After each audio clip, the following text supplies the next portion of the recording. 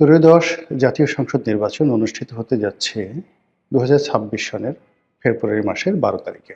আজকের দিনের যদি পরিবেশ পরিস্থিতি দেখেন, তাহলে সরকারের পক্ষে যারা এই মুহূর্তে আয়োজন করছেন, তাদের দৃষ্টিভঙ্গি, চিন্তা চেতনা, ভাবছ দেখলে মনে হয় তারা শতভাগ শক্তি নিয়ে, সামর্থ্য নিয়ে, আন্তরিকতা নিয়ে এই নির্বাচনটি অনুষ্ঠানের জন্য সর্বশক্তি নিয়োগ করেছে। এবং এই নির্বাচনের পথে যত বাধা আসবে সব বাধা তারা অতিক্রম করবে। আর এই নির্বাচনের মাধ্যমে শান্তিপূর্ণভাবে ক্ষমতা হস্তান্তর করে তারা বিদায় নেবে। অনেকে যারা দীর্ঘদিন ধরে এই সরকারের কর্মকাণ্ড নিয়ে সন্দেহ প্রকাশ করেছিল, যারা সন্দেহ করেছিল যে সরকার ৫ বছর থাকবে, ৫০ বছর থাকতে চায়, এত সহজে যাবে না, ইদানিংকালে ডক্টর মোহাম্মদ ইউনূস এবং তার যারা সঙ্গী সাথী রয়েছেন, তাদের যে দৃষ্টিভঙ্গি, তাদের যে বাস্তব কর্মকাণ্ড, তাতে মনে হচ্ছে যে প্রিলিমিনারিলি দ্বিতীয় বিশ্বযুদ্ধের পর ভারতকে স্বাধীনতা দেওয়ার জন্য যেভাবে পাগল হয়ে গিয়েছিলেন এবং ভারতের ভাইসরয় লর্ড মাউন্টব্যাটেন যেভাবে তড়িঘড়ি করে ভারতের মধ্যে বিভক্তি ঘটিয়েছিলেন, যেভাবে আফগানিস্তান, পাকিস্তান, বাংলাদেশ, ভারত এই সীমানাগুলো চিহ্নিত করে তড়িঘড়ি করে যেভাবে ভারতকে স্বাধীনতা দিয়ে তারা চলে গিয়েছিলেন, ঠিক একই অবস্থা এখন বর্তমান সরকারের ক্ষেত্রে প্রযোজ্য। এখন তাদের অবস্থা হয়ে গেছে যে ছেড়ে দেমা কেঁদে বাঁচি। সমস্যা কোথায়? এক্ষেত্রে তো করে আমাদের সকলের খুশি হওয়া উচিত ছিল। আমরা যারা সাধারণ জনগণ, আমরা তো যে কোনো মূল্যে একটা গণতন্ত্র চাই, সুন্দর একটা নির্বাচন চাই। বাংলাদেশে নির্বাচনের মাধ্যমে একটি ভালো সরকার আসুক, তারা দেশ পরিচালনা করুক, তাদের ব্যর্থতাগুলো জনগণের ব্যর্থতা, তাদের সফলতাগুলো জনগণের সফলতা, এটাই গণতন্ত্রের ভাষা। কিন্তু বাস্তবে কিন্তু সেটা হচ্ছে না। এর কারণ হলো যে এই মুহূর্তে সরকার তাড়াহুড়ো করতে গিয়ে যে আচরণগুলো করছে, তাতে করে স্পষ্টতই বোঝা যাচ্ছে যে তারা একটি বিশেষ দলকে ছাড় দিতে চাচ্ছে। এবং এর ফলে কি হলো, তাদের দীর্ঘদিনের মিত্র জামায়াত ইসলামী এবং অন্যান্য যে সকল সংগঠন ছিল, এনসিপি সহ, তাদের জন্য এটা ইজ্জত কা সওয়াল হয়ে পড়েছে। এবং গত ১৭ মাস ধরে ইউনূস সরকারের সকল কর্মকাণ্ডে তারা নৈতিক সমর্থন জুগিয়েছে, লজিস্টিক সাপোর্ট দিয়েছে এবং এই সরকারের হাতকে শক্তিশালী করার জন্য গোপন এবং প্রকাশ্যে যা কিছু করা দরকার সব কর্মকাণ্ড তারা করেছে। সেটা মব বলেন, বিএনপিকে কোণঠাসা করে বলেন, আওয়ামী লীগকে দেশ ছাড়া করতে বলেন, সব কিছুর মূলেই জামাত, এনসিপি এবং সরকারের মধ্যে যেটা মতানৈক্য ছিল, সেই মতানৈক্যের প্রেক্ষিতে ডক্টর মোহাম্মদ ইউনূসের কাছে জামাত, এনসিপির একটা কনসিডারেশন আছে, একটি আকাঙ্ক্ষা আছে, একটি দাবি আছে, একটি হক আছে। সেই হক যে জামাত এবং এনসিপিকে রাজনৈতিকভাবে প্রতিষ্ঠিত করতে হবে এবং তাদের যে কর্মকাণ্ড গত ১৭ মাসে, এই কর্মকাণ্ডের একটা ইন্ডিমিউনিটি দিতে হবে এবং আগামীতে যারাই রাষ্ট্র ক্ষমতায় আসুক, সেই সরকারে জামাত এবং এনসিপির একটা অংশগ্রহণ থাকতে হবে শতভাগ, অথবা জামাত এনসিপি সরকার গঠন করবে। এরকম একটা বিশ্বাস নিয়ে, এরকম একটা আস্থা নিয়ে, এরকম একটা কোঅপারেশন নিয়ে গত ১৭ মাসে অনেক যে রাজনীতির উত্থান পতনে, রাজনীতির মেরুকরণে যমুনার যে জোয়ার ভাটা, কখনো ডানে গেছে, কখনো বামে গেছে। এখন সেই যমুনার যে স্রোত, সব কিছু বাদ দিয়ে, নদী, নালা, খাল, বিল সব কিছু বাদ দিয়ে একটি বিশেষ জায়গাতে ধাবিত হচ্ছে বলে জামাতের লোকজন, এনসিপির লোকজন তারা গোস্বা করেছে।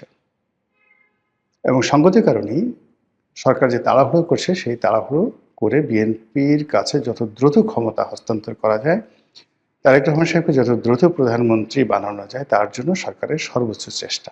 ভালো কথা, এটা হতে পারে এবং এটা হয় স্বাভাবিক।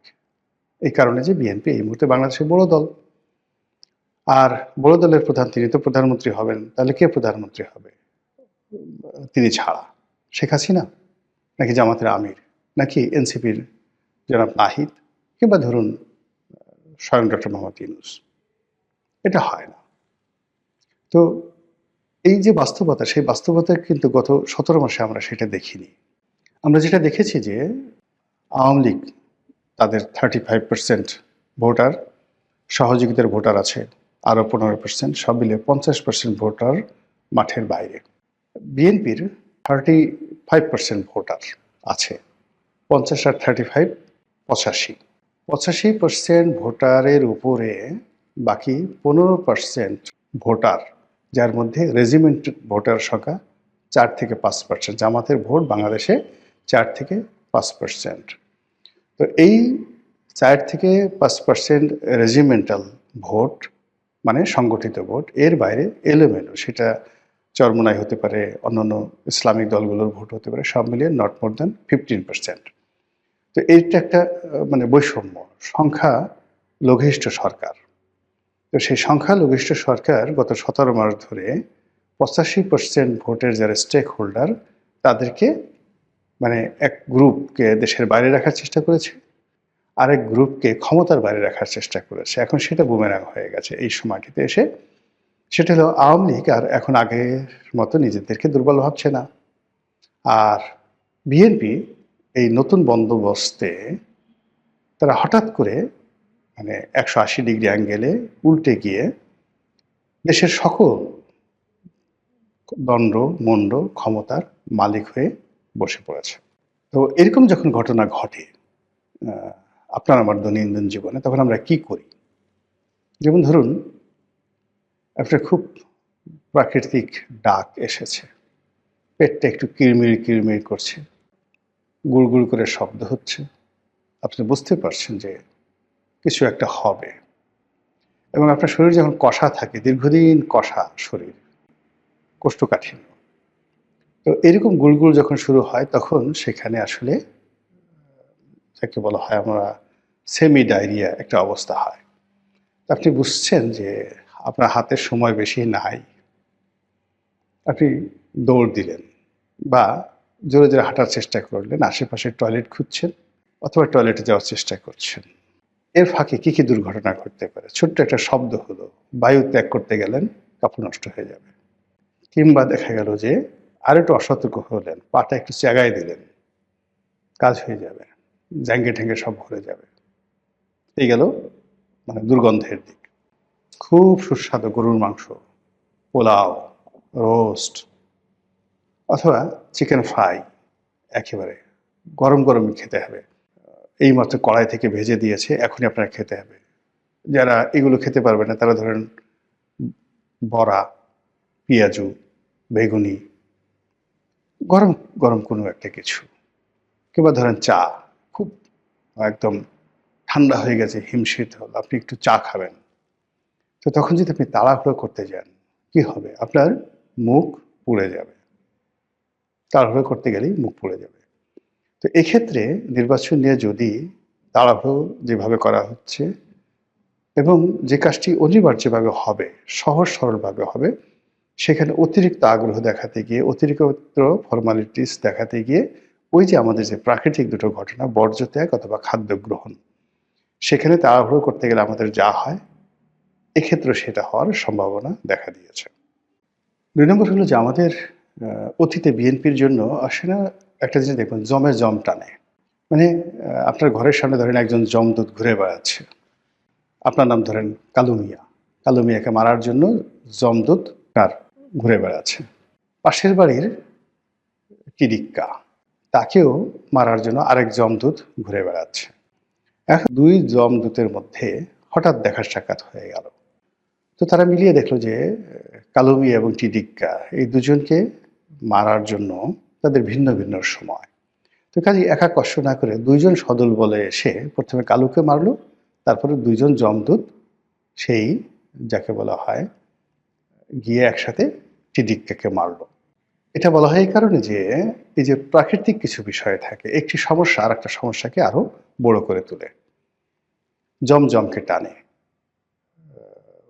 তো সেই দিক থেকে সময়, কিছু ঘটনা, কিছু কাহিনী, এটি বেসিক্যালি একটি জম আর এক জমকে টেনে নিয়ে আসে।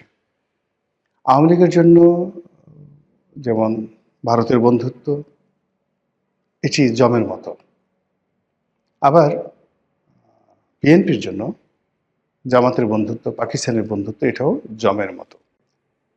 তো সেই দিক থেকে যদি সময় বিবেচনা করেন, বিএনপির জন্য ফেব্রুয়ারি মাসটি ভালো না।